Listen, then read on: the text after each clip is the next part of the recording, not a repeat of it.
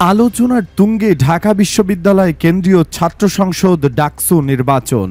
এই নির্বাচনকে বলা হয় আমাবস্যার চাঁদ। ১৯২৩ সালে প্রতিষ্ঠিত ঢাকা বিশ্ববিদ্যালয়ে কেন্দ্রীয় ছাত্র সংসদ ডাকসু তার ঐতিহাসিক ভূমিকার কারণে বাংলাদেশের দ্বিতীয় সংসদ হিসেবে অভিহিত করা হয়।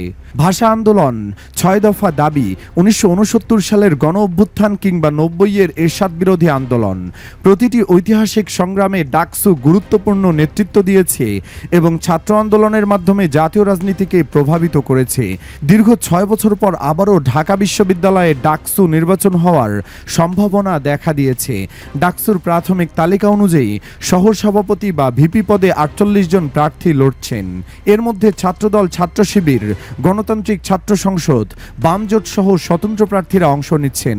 নির্বাচনটিতে শুধুমাত্র ঢাকা বিশ্ববিদ্যালয়ের শিক্ষার্থীরা অংশ নিতে পারলেও গোটা দেশব্যাপী এই নির্বাচনকে নিয়ে নানা ধরনের উৎসাহ উদ্দীপনা লক্ষ্য করা যায়। তাই তো প্রশ্ন, ডাকসু নির্বাচনে ভোটের দৌড়ে এগিয়ে আছেন কে?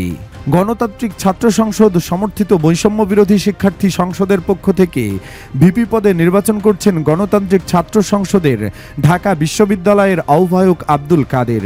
তিনি আগে ছাত্র অধিকার পরিষদ এবং গণতান্ত্রিক ছাত্রশক্তি নামে দুটি সংগঠনের সঙ্গে যুক্ত ছিলেন।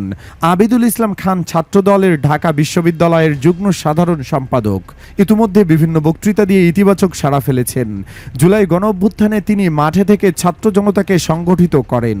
অভ্যুত্থানের সময় প্লিজ কাউকে ছেড়ে যাইয়েন না বক্তব্য দিয়ে পরিচিতি পান তিনি। অভ্যুত্থানের অভিজ্ঞতা নিয়ে পরে তিনি স্ফুলিঙ্গ থেকে দাবানল নামে একটি বই লিখেছেন। জুলাই অভ্যুত্থানের আগে এবং পরে বিভিন্ন আন্দোলনে তিনি সম্মুখ সারিতে থেকেছেন। সম্প্রতি বিভিন্ন টিভি টক শোতে ভালো বক্তৃতা করে আলোচনায় এসেছেন আবিদুল। ছাত্রদলের নেতাকর্মীরা তার পক্ষে প্রচারণায় নেমেছেন। দলীয় ভিত্তি তাকে নির্বাচনে এগিয়ে রাখতে পারে। ইসলামী ছাত্র শিবির সমর্থিত প্যানেল থেকে নির্বাচন করছেন ছাত্র শিবিরের ঢাকা বিশ্ববিদ্যালয়ের সাবেক সভাপতি আবু সাদেক কায়েম।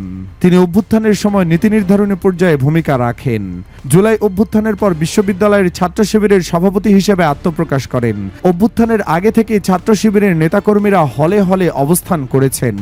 অভ্যুত্থানের পর তারা হলে শক্ত অবস্থানে রয়েছেন।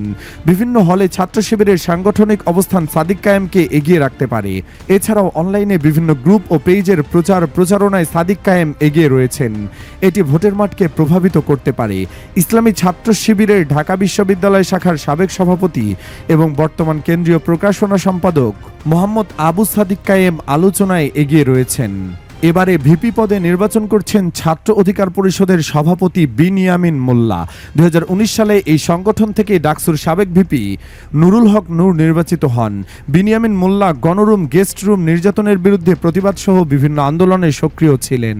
২০২২ সালে আবরার ফাহাদের স্মরণসভা আয়োজনের কারণে তাকে মারধর করা হয়। এরপর তিনি গ্রেফতার হন এবং দীর্ঘ ৭ মাস কারাভোগ করেন। ২৪ সালের অভ্যুত্থানের পর তিনি পিএসসির সংস্কার আন্দোলন, ডাকসু আন্দোলন সহ একাধিক আন্দোলনের সঙ্গে ছিলেন। এবারে নির্বাচনে আলোচিত আরেক নাম উমামা ফাতেমা। তিনি ছাত্র ফেডারেশনের ঢাকা বিশ্ববিদ্যালয়ের সদস্য সচিব ছিলেন। জুলাই অভ্যুত্থানের সময় তিনি কবি সুফিয়া কামাল হলের সমন্বয়ক হিসেবে কাজ করেছেন। পরে বিভিন্ন আন্দোলনে নারীদের সংগঠিত করেছেন। অভ্যুত্থানের পর তিনি ছাত্র ফেডারেশন থেকে অব্যাহতি নেন এবং বৈষম্য বিরোধী ছাত্র আন্দোলনের কেন্দ্রীয় মুখপাত্র হিসেবে দায়িত্ব পালন করেন। নারীদের মধ্যে জনপ্রিয়তায় উমামাকে এগিয়ে রাখতে পারে।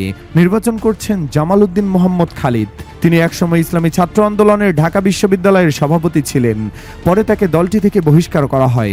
এরপর ফিলিস্তিনের প্রতি সংহতি জানিয়ে আন্দোলন, শিক্ষার্থীদের হিজাব নিয়ে নিপীড়নের বিরুদ্ধে আন্দোলনের বাইরেও একাধিক আন্দোলনে সামনের সারিতেই ছিলেন খালিদ।